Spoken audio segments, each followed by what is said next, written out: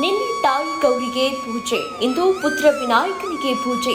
ಪ್ರತಿ ವರ್ಷದಂತೆ ಈ ವರ್ಷವೂ ಮಕ್ಕಳ ಪ್ರಿಯ ದೇವರಾದ ಪ್ರಥಮ ಪೂಜೆಯ ಅಧಿಪತಿ ಗೌರಿ ತನಯ, ಮೂಷಕ ವಾಹನ, ಏಕದಂತ ವಿನಾಯಕ ಹೀಗೆ ಹಲವು ನಾಮಗಳನ್ನು ಒಳಗೊಂಡ ಗಣೇಶ ಚತುರ್ಥಿ ಹಬ್ಬ ಇಂದು ದೇಶದಾದ್ಯಂತ ಭಕ್ತಿಯಿಂದ ಸಂಭ್ರಮದಿಂದ ಆಚರಿಸ್ತಾ ಇರುವ ಗಣೇಶ ಚತುರ್ಥಿ ಹಬ್ಬವು ಪರಂಪರೆಯ ಜೊತೆಗೆ ನವೀಕೃತ ರೂಪ ತಾಳ್ತಾ ಇದೆ.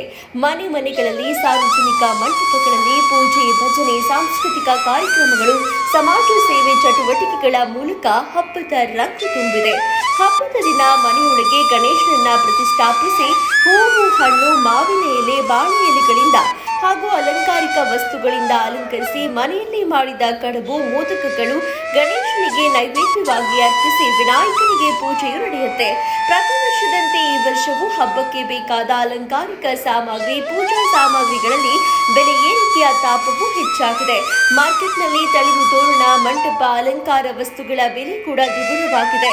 ಇನ್ನು ಆಧುನಿಕತೆಗೆ ತಕ್ಕಂತೆ ಮಣ್ಣಿನ ಮೂರ್ತಿಗಳು ಬದಲು ಪ್ಲಾಸ್ಟರ್ ಆಫ್ ಪ್ಯಾರಿಸ್ನಂತಹ ಗಣೇಶ ವಿಗ್ರಹಗಳು ಕೆಲವೊಂದು ಮಾರುಕಟ್ಟೆಗೆ ಲಗ್ಗೆ ಇಟ್ಟಿದೆ.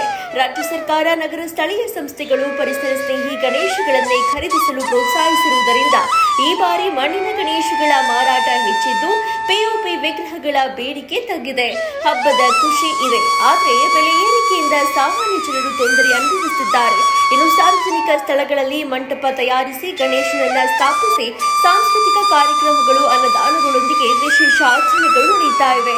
ಬೆಲೆ ಏರಿಕೆಯ ಮಧ್ಯೆಯೂ ಭಕ್ತರ ಮನಸ್ಸಿನಲ್ಲಿ ಗಣೇಶನ ಹಬ್ಬದ ಸಂತೋಷ ಕಮ್ಮಿಯಾಗಿಲ್ಲ.